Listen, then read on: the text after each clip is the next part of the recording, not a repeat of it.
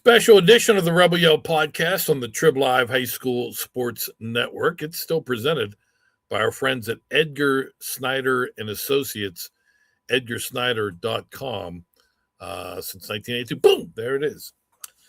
So, big week, not only because of the PHL Penguin Cup playoffs or the PIAA basketball state playoffs, but for all you fall high school sports fans, it's a big week where the WPIAL has been releasing the new realignment. Every 2 years, the PIAA, so the state thing, they find out, the schools, every school that's in the PIAA has to turn in their enrollment numbers from 9th grade to 11th grade, I believe it is. And then the PIAA sets the limits for each classification.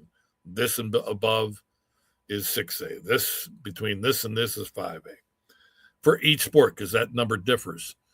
So, and it depends on how many teams are in it and, various things that we could talk about forever. So every 2 years, there's realignment, and the 26-27 fall season and the 27-28, and then the 26-27 and winter season, and then the 27 spring season, all will be that first year of the 2-year cycle of realignment. So this is still to come for the winter sports and the spring sports, but fall sports, all that information was released this week. Earlier this week, soccer. Today, here on Thursday, volleyball, and there was a big change in volleyball, expanding from 4 classifications to 6 classifications. Yes, girls volleyball now joins the ranks of softball, baseball, basketball, and football in 6 classifications. So, all kind of anticipation for football.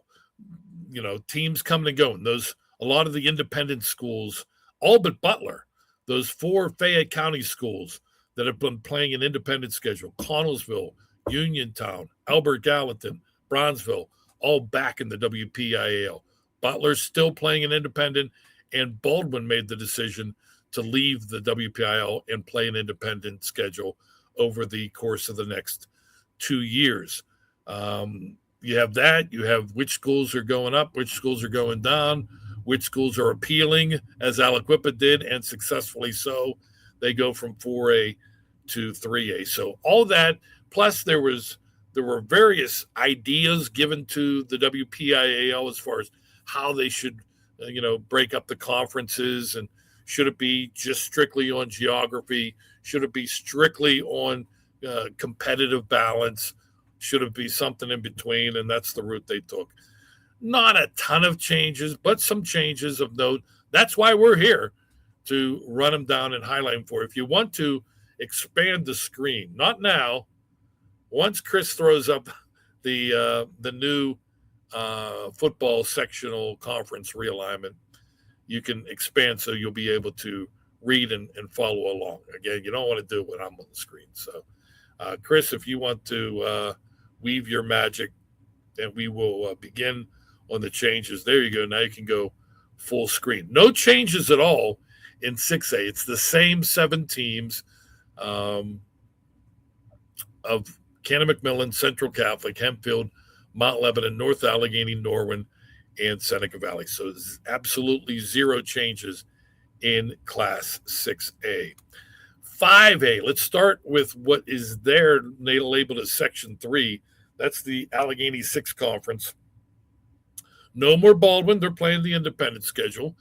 Moon and South Fayette also leave, while 3 schools coming up from 4A join Bethel Park, Upper St. Clair, and Peters Township. They are Thomas Jefferson, Trinity, and West Allegheny. So look at the freaking coaching tree in that particular conference. My goodness, just with the 2 of the newcomers alone, and Coach Palco coming back to West Allegheny, and of course Coach Cherpak at Thomas Jefferson.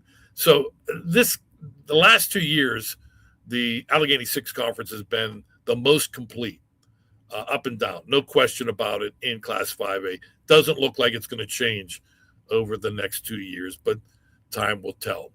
The Big East Conference, that would be Section 1 on your screen. Big East says so long to Armstrong and Kiski area, and coming over from the Northeast Conference is Fox Chapel, and returning to the WPIAL is Connellsville. Connellsville was always in that quad south with a lot of these teams, so a lot of rivalries to be renewed. Finally, the 5A Northeast Conference, which would be Section 2. Fox Chapel and Shaler are gone, and Armstrong and Moon come in. Now think of some of the road trips coming up for the Moon Tigers. Anytime you have to go through one tunnel from point A to point B, when you're talking about the Pittsburgh area, it's tough. When you got to go through two, it is really tough. Moon, by the way, Ryan Lynn, their head coach, told me that they're going to be playing all their games on the road. They're major stadium renovations to Tiger Stadium, so he didn't indicate as to where they will be playing their home games, but some long, lengthy road trips coming up for the Moon Tigers. All right, those are the changes in Class 5A. Let's dip down to 4A now. The Big Six Conference, which would be Section 3, still 6 teams, the only one with 6 teams in Class 4A, which shrunk up a little bit. New teams, there's 3 of them. South Fayette coming down from 5A. Albert Gallatin back to the WPIAL, as is Uniontown back to the WPIAL from the independent circuit. Gone are Bell Vernon, Thomas Jefferson, and Trinity. Allegheny Conference, that shrinks to 5 teams. That would be Section 1 if you're looking at it. Allegheny Conference, 2 new teams, Kiski area and Shaler, both moving down from 5A. They replace 3 teams that have left. Knock, Mars, and West Mifflin are out of that Allegheny Conference. And then the traditional power Parkway Conference, which is Section 2, they lose Aliquippa, Ambridge, and West Allegheny, and they only add 2, so they're down to 5 teams as well. Central Valley and Mars. Central Valley up from 3A, Mars over from the Greater Allegheny Conference, not the Allegheny Conference, the 4A Greater Allegheny Conference. Mars into the Parkway Conference along with Central Valley. All right, down to 3A now. We will start with the Interstate Conference, almost the same for the Interstate Conference. Now, you'll notice 4 sections, 3 the last few years. So this is gaining a section. Interstate Conference would be Section 1. They are adding Bell Vernon over from Class 4A, and Waynesburg Central, which is up from 2A, and they are losing York, which moves over to the unnamed conference. The Allegheny 7 Conference would be Section 3. Over from 4A is Knock, or down from 4A, the Knock Knights. North Catholic comes to the Allegheny 7 from the Western Hills Conference, while East Allegheny and the artist formerly known as Imani Christian leave the Allegheny 7 Conference, and it can keep that name since it still has 7 teams. Western Hills Conference, which would be Section 4. Only 2 teams remain from that, Beaver and Hopewell. Avonworth is gone. North Catholic, gone, moving to the Allegheny 7. Central Valley went up to 4A. Quaker Valley and McGuffey dropped to 2A. So joining Beaver and Hopewell, Aliquippa and Ambridge from 4A. and Elwood City and Our Lady of the Sacred Heart moving up from Class 2A. The other conference, which is Conference Section 2 there labeled, we'll have to get a name for the conference that includes Avonworth, Propel Braddock Hills, that's the Imani Christian Co-op that they're going to go with the name, I think Propel Charter, but WPIAL has it listed as Propel Braddock Hills. Shadyside Academy, South Park, they're both up from 2A. West Mifflin down from 4A, and York over from the Interstate Conference. That will be the conference to be named later in 3A. So 3A really has the biggest changes with the addition of a new conference. Class 2A now, the Midwestern Athletic Conference, Section 3. McGuffey and Quaker Valley moving down from Class 3A. Bishop Canavan and Chartiers Houston I'm losing track. Midwestern Athletic Conference. Elwood City moves up, Union moves down, so they lost those two. The new addition is Neshannock. So not a lot of changes to that Section 3 with Neshannock being the only new kid on the block. To the Century Conference, which is Section 1, mentioned McGuffey, Quaker Valley coming down from 3A. Bishop Canavan and Chartiers Houston move up from Class A, and those schools replace Charleroi, Stowe Rocks, Washington, and Waynesburg. So 4 new teams into the Century Conference, 4 teams leaving the 2A Century Conference. And the 2A Allegheny Conference, which is Section 2, 3 new teams, East Allegheny down from 3A, Charleroi moving over from the Century Conference, and Brownsville back in after the independent circuit. Those 3 replace Our Lady of the Sacred Heart, Shadyside Academy, and South Park, which all moved up to Class 3A. Not a whole lot of moving and shaking in Class A. We'll start in the Big 7 Conference,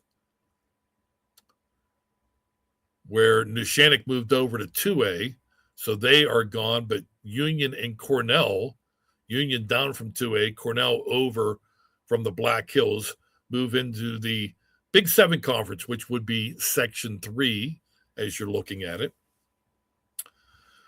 Black Hills Conference,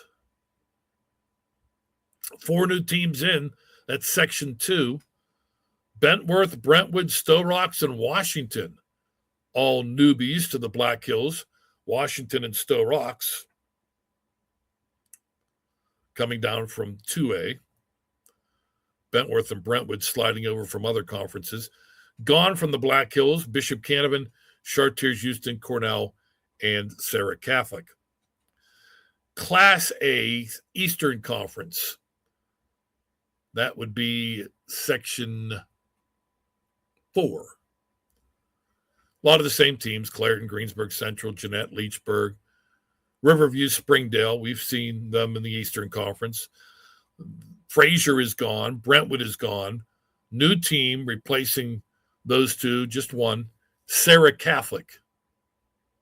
So it's now a 7-team Eastern Conference in the Black Hills instead of 8 teams. Eastern and Black Hills Conference of 7, Big 7, and the Tri-County South with 8. Finally, the Tri-County South, 1 addition, 1 subtraction. Fraser over from the Eastern Conference replaces Bentworth, which moved over to the Black Hills Conference. So a little trade, but not much change to the Tri-County South. So there you have it. The new alignment up on our website, all typed up. Thanks to Bill Hartlip for that. And got some reaction. Not a lot of major reaction. Just great. I think a lot of people are just happy that it's finally here. Usually, in years past, this is a decision that came out in like January, right after the holidays. But a lot of moving parts, so to speak. So the alignment finally set, schedules are finally out. The only thing that is not out that will be determined at a later date is the playoff format. How many teams will the WPIL take in each classification to the district playoffs? That will be determined by what the state is doing. That's also what determines which classifications get to play at Acrisure Stadium and which don't. That's totally decided by the PIAA. I know the WPIL seems to take their share of arrows for that. That is strictly a PIAA thing. Once they determine how many teams or how many, it's one district team, so it's not how many teams like other sports, but it's when the state playoffs will begin for each of those teams. Some go right into the quarterfinals, or some go into the quarterfinals. The teams from Acrisure go into the state semifinals. So once that's determined by the PIAA, then the WPIL can release their decision on not only how many teams are in each playoff bracket, but if there will be any tweaks or changes to how you qualify. Remember, the last 2 years, the new innovation for football was the committee will decide the wild cards. So if that continues, and I have not heard anything to suggest it will not, then that will also be announced at a date soon to come. And we will have that information for you here at Trib HSSN. Thanks to Chris Lackner, our producer.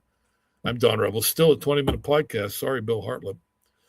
Thanks for checking us out. Special edition of the Rebel Yell podcast presented by Edgar Snyder and Associates on the Trib Live High School Sports Network.